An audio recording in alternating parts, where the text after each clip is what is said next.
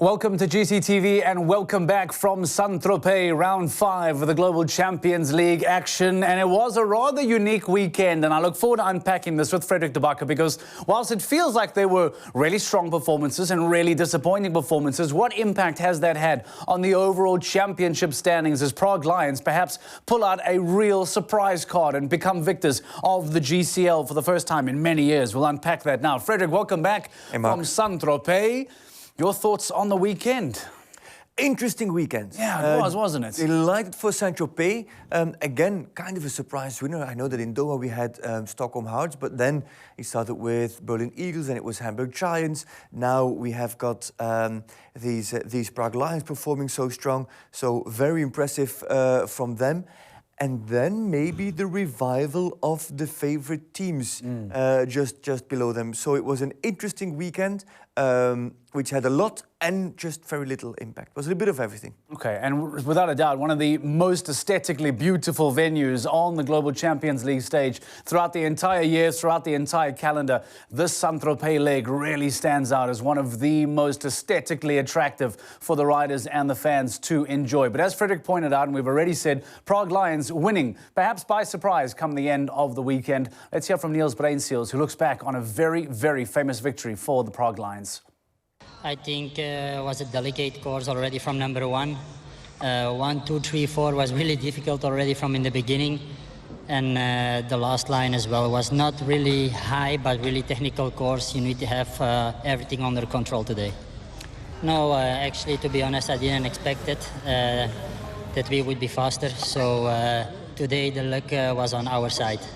And it's interesting that Niels says that the luck was on their side. And I think that's where we'll kind of get going here, because how is it that it came to be that the Prague Lions were able to become crowned victors of Tropez? Let's maybe bring up the round 1 standings of GCL in Tropez and give you an idea as to how things looked going into the all-important second round, because only 2 teams on double clear. Yes, Prague Lions were the favourites, Frederik. Stockholm Hearts in pole position.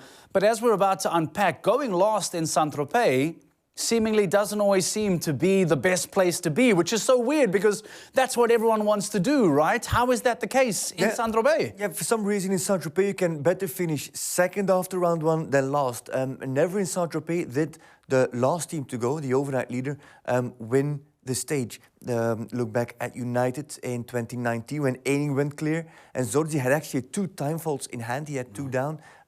United finished third. It was Madrid that won at that point. Look at Swans last year, where Alma went clear, where who was it? Where Max Kuhner had the rail in hand, but had the fault on the last fence, and based on time were ranked behind. Valkenswaard United, beautiful win for them, or surprising win, I think. I shouldn't say beautiful, surprising win for United. And now it's the same thing. Now it was Stockholm Hearts last team to go. Marley Bayer Johnson jumps clear. Peter Fredriksson has got 1 rail in hand on Prague Lions, and with his 4th last fence that falls, and so loses the win at the end of his course. And again, the last ranked team, last team to go, that can't finish it off, that can't make it happen in Tropez. So to show you the difference that as we talk about now, how that unlucky last team to go seemingly never gets over the line in Tropez, we showed you round 1, how the teams went into the second round, and after that late rail to fall for the Stockholm Hearts powered by H&M, going last in pole position. Let's bring up round 2 and to show you how it eventually finished, because Prague Lions with a very, very impressive victory. And perhaps the timing is also really important here as well, Frederik. Talk to us about that, because faults count, sure, but the timing here is crucial, isn't it? Quarter of a second. Prague Lions are quarter of a second quicker than Stockholm Hearts. Keep in mind that Stockholm Hearts have got Catch Pinot on their team, the last year's Grand Prix winner, and the eventual this year Grand Prix winner in Marlon Bayer Johnson and H&M Indiana. So very surprising to see that they were, in the end, a quarter of a second slower. So it just shows that when deciding on tactics, and you think, okay, Prague Lions have got that fence down from Peter de Vos. We can take it nice and easy. We just have to secure the double clear. That's true. But you should always keep an eye on the clock. You can focus on producing a double clear. But even if you sit on the fast horses, maybe they were put to sleep thinking that their horses would be fast enough, but they lose it by a quarter of a second, which was actually fairly defendable you'd think from these two that they should have been faster than Bruinseels on Deluxe and De Vos on Moms to Pied La Roque.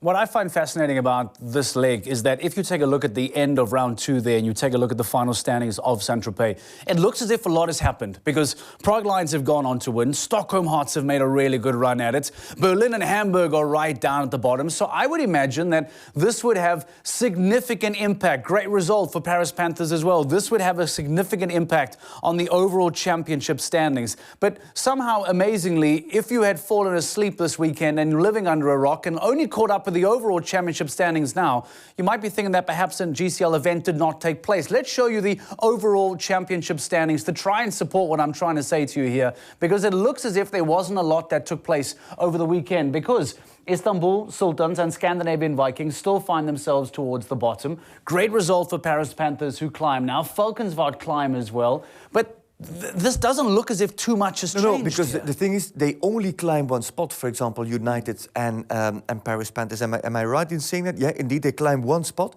Though they finished really high, they produce their season best results. Long time coming. Shanghai Swans to find themselves on the podium. What is it? It's Paris Panthers in 4th. It's Falkensvaart United in 5th. All those teams produce their season best result, but just climb 1 place.